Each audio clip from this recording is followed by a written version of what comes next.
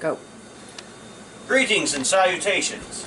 I am Farfner the Stabby, and today we're going to be smoking some ribs. So the first thing is that we let them thaw out and we let them get to room temperature. And then I'm going to cut them into smaller, more smokable pieces.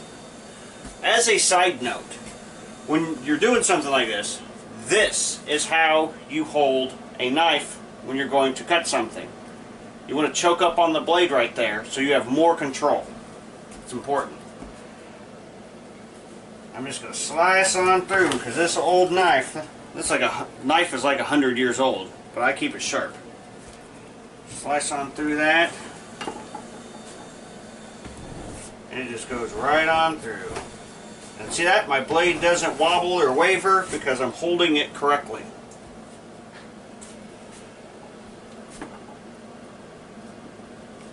So, once I'm done doing this, we're going to wash the meat. Yes, we're going to wash it. And we're going to pat it dry with a paper towel so we can add this dry rub to it. Rufus Teague's good stuff.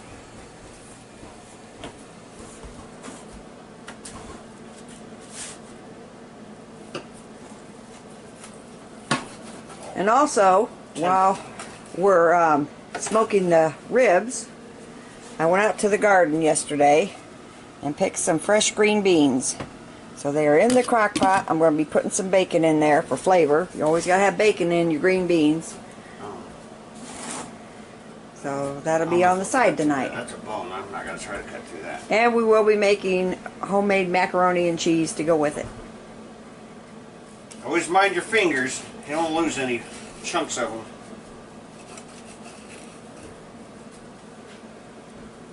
But that's it for now. I'll update you as soon as we're ready for the next phase. With that done, on to the next phase. I saved you the drama of watching us poke holes in two of these pans so we can let the fat drain out into this one, which will be underneath. Here's the fun part. Applying the rub. Now remember, we washed the meat and then we patted it dry, so it's just tacky, it's not slimy. You don't want it slimy. Okay.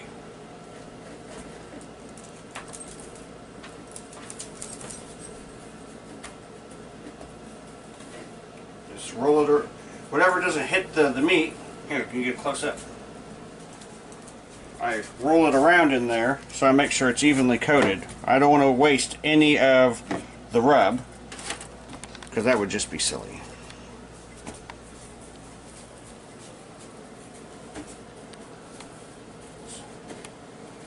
I'm not stingy with it, but I don't want to waste any of it, and I don't want to cake it on there, which is why we washed and then lightly dried the meat, because you don't want it to be caked on there. That could end up being too salty, or in this case a little too sweet because of all the brown sugar that's in it. And when I'm done with this, I will show you our smoker and what kind of meat or wood we're using.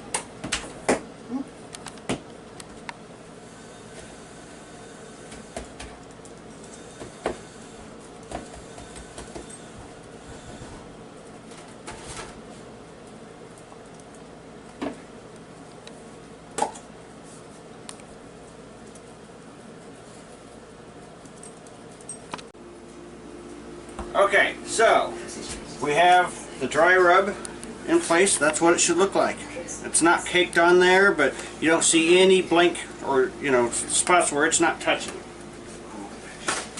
I used just a little over half, and this is my waste because I was careful. So you can get a lot of mileage out of this stuff if you're not wasteful. So this is what I was able to fit into the pans. I had a little trouble, so to make room, I trimmed off just a little bit of fat. You don't want to trim off too much because you don't want dry, tough meat. You've got to have the fat in there to keep it juicy. But I just needed a little extra room, so I just, I micromanaged. But the fat will get used. Later, when we turn steak or roast into hamburgers, it'll be a little too lean. So we'll feed that fat into the grinder with the meat to make sure that the hamburger patties are nice and moist. Okay, I already have the smoker heating up. It should be smoking by now. Let's go put the meat in there.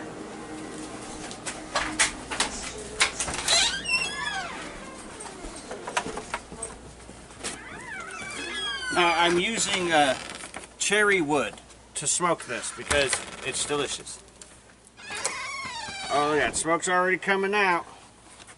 So we're going to try to fit these side by side, which is not going to work.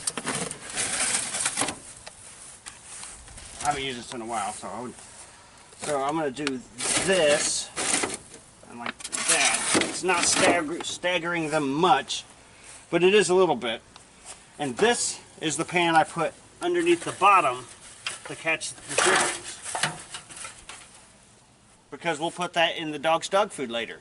See, everyone wins. You waste nothing and you want for nothing. Alright, so I'm going to turn this on high. Let's see. Oh, there we go. Until this thermometer reads an internal temperature of 250 degrees. Right now, we're almost at 250, but since I opened it up and added in meat that's cooler than the air that's in there, the temperature is going to drop again.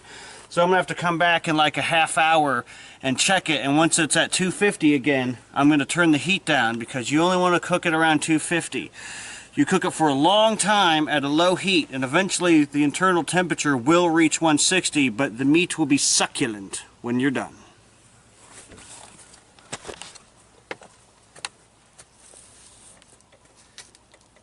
Well, that's kind of backwards, but Yeah. you get the meaning. Yeah.